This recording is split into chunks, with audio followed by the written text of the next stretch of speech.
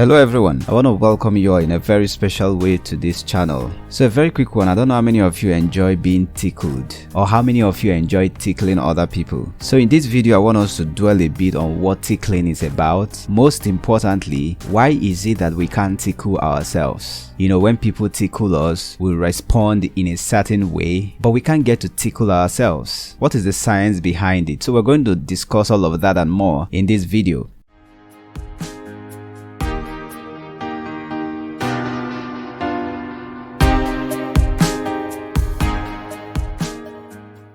So basically, tickling is a strange and complex phenomenon that has puzzled scientists and philosophers for centuries. So even though we often see tickling as a pleasant and harmless sensation, it is actually a form of physical manipulation that can induce a variety of physical and emotional responses. So when someone else tickles you, this is what happens. It creates a sense of surprise and unpredictability in your brain, and this triggers your body's natural response to defend against a potential threat. There's a part of the brain called the cerebellum. This part of the brain is responsible for coordinating movement and processing sensory information. Now this cerebellum is usually activated during tickling. So when someone else tickles you, your cerebellum registers the sensation as a threat and sends signals to other parts of the brain to respond accordingly. And this leads to the laughter and physical response commonly associated with tickling. However,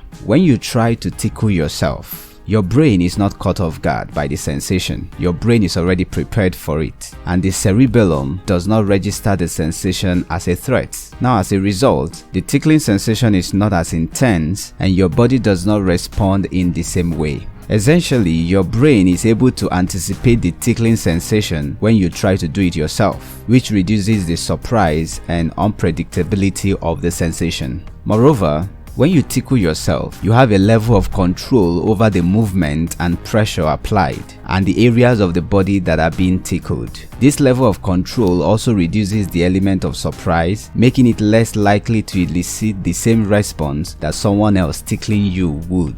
Additionally, the brain has an inbuilt mechanism to suppress certain sensory information that comes from our own bodies. This is known as sensory attenuation, and it helps us distinguish between self-generated sensations and those that are caused by external stimuli. This means that when we try to tickle ourselves, our brain is actively suppressing the tickling sensation, which makes it much harder to induce the same kind of response that we experience when we are being tickled by other people.